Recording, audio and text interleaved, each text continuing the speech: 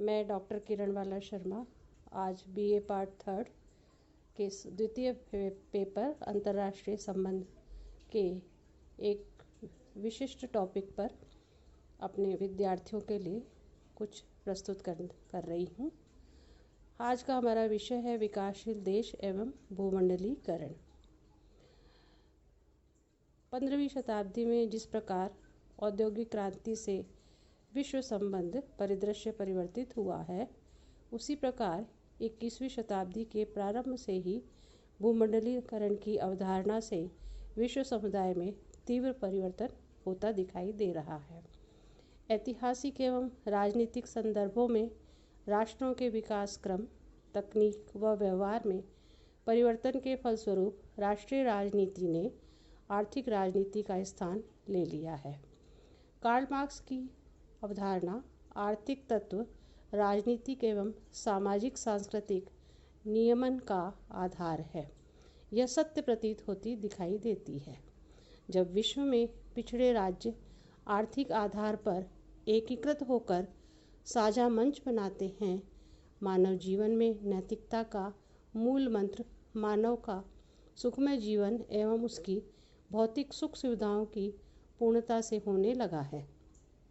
इन सब परिवर्तनों के पीछे भूमंडलीकरण का दृष्टिकोण है, जिसने विश्व में दूरियों को खत्म कर दिया है। द्वितीय महायुद्ध के बाद वैज्ञानिक एवं तकनीकी विकास के साथ साथ छोटे छोटे स्वतंत्र संप्रभु राज्यों का उदय हुआ। इन निर्धन राज्यों के पास मानव संसाधन, प्राकृतिक संसाधन बहुतायत में होने के बावजूद साझा सांस्कृतिक, शैक्षणिक, स्वास्थ्य संबंधी समस्याओं के कारण विकास अवरुद्ध हो रहा था। ऐसी स्थिति में यूएनओ के माध्यम से विकास क्रम के दिशा निर्देश जारी होने के साथ ही छोटे निर्धन विकासशील राज्यों की स्थिति सुदृढ़ होने लगी और विकसित एवं विकासशील राज्यों के मध्य दूरियां कम हुई। SAARC, ASEAN, G20, G15, BRICS, BIMSTEC, SCO जैसे क्षेत्रीय आर्थिक, सांस्कृतिक, सामाजिक सहयोगी मंचों के माध्यम से विकासशील राज्यों में रहने वाले जनसमूह की आवश्यकताओं, विचार, दृष्टिकोण एवं लाभकारी विकल्प योजनाओं का वैश्वीकरण होने से दुनिया एक गांव के रूप में विकसित होने लगी है। छोटे छोटे राज्यों में अपने अस्तित्व की रक्षा का भय नहीं रहा है, किंतु अपने अपने देश के मानव की सुखमय जिंदगी की पूर्णता प्रत्येक विकासशील देश के समक्ष एक चुनौती के रूप में प्रस्तुत है। भूमंडलीकरण एक एवं विकासशील देशों का सकारात्मक पक्ष।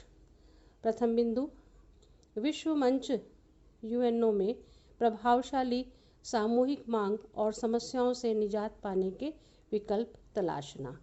द्वितीय बिंदु, सामाजिक, सांस्कृतिक, आर्थिक क्षेत्र में पारस्परिक आदान प्रदान के माध्यम से राष्ट्रों के मध्य मैत्रीपूर्ण संबंधों का विकास।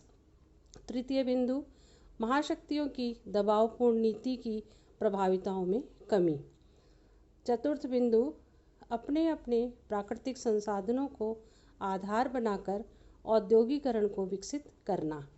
पंचम बिंदु, भूखमरी, गरीबी, कुपोषण, प्राकृतिक प्रकोप जैसी समस्याओं से निजात पाने के लिए विश्व स्तर पर सामूहिक प्रयास में भागीदारी। छठे बिंदु पर, क्षेत्रीय मंचों के माध्यम से विश्व में एक अथवा द्विध्रुवीय स्थिति के स्थान पर बहुपक्षीय विश्व व्यवस्था को स्थापित कर शक्ति संतुलन के माध्यम से विश्व युद्ध की विभीषिका से मानव समुदाय की रक्षा करना। किंतु इसी के साथ ही भूमंडलीकरण एवं विकासशील देशों के कई नकारात्मक पक्ष भी उभर कर हमारे समक्ष प्रस्तुत होते हैं, जिस पर हम विचार करते हैं तो मुख्य रूप से निम्न बिंदु हमारे समक्ष उपस्थित हैं।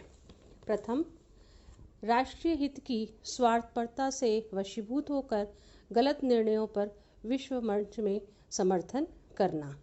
द्वितीय बिंदु, वैश्वीकरण से तीव्र तकनीकी विकास के द्वारा भौतिक संसाधनों का दुरुपयोग करने वाला जनसमूह, जो कि अधिकांशतः अशिक्षित एवं गरीब है, कई विश्व समस्याओं को जन्म दे रहा है, जैसे आतंकवाद, सांप्रदायिकता।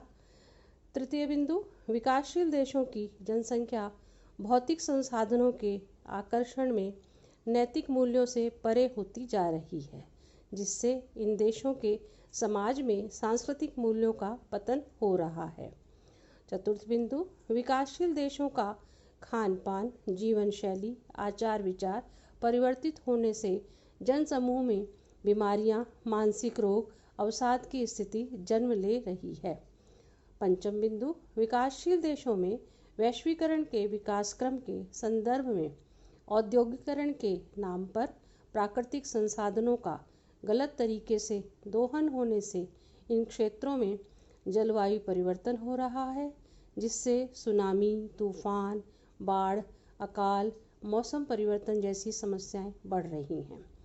छठा बिंदु, विकासशील देशों में अन्न उत्पादन, पशुपालन जैसी प्राकृतिक जीवन यापन के पेशेवर काम कम होने से बेरोजगारी इन देशों में बढ़ रही है और पढ़े लिखे युवा वर्ग का हताशा की ओर बढ़ना और आतंकवादी गतिविधियों में लिप्त होने की समस्या विकराल रूप धारण कर चुकी है।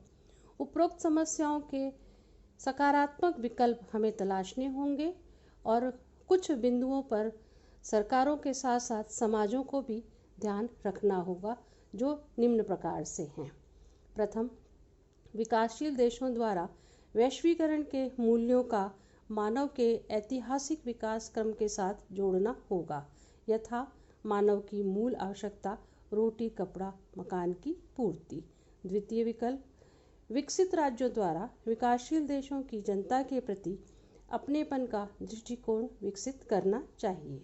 तृतीय विकल्प, विश्व मंच यूएनओ में विकासशील देशों को अपनी आवाज़ सशक्तता के साथ सामूहिक हित में रखनी होगी। चतुर्थ विकल्प, बौद्धिक संपदा, अनुदान राशि, पर्यावरण संरक्षण, आतंकवाद को खत्म करना, स्वास्थ्य, शिक्षा जैसे विषयों में सामूहिक तकनीक एवं सोच विकसित करके ही विकासशील राज्यों का अस्तित्व की रक्षा हो सकती है और आगे आने वाला अंतर्राष्ट्रीय विश्व समुदाय सुख और शांति से मानव विकास को समर्थन दे सकता है। धन्यवाद।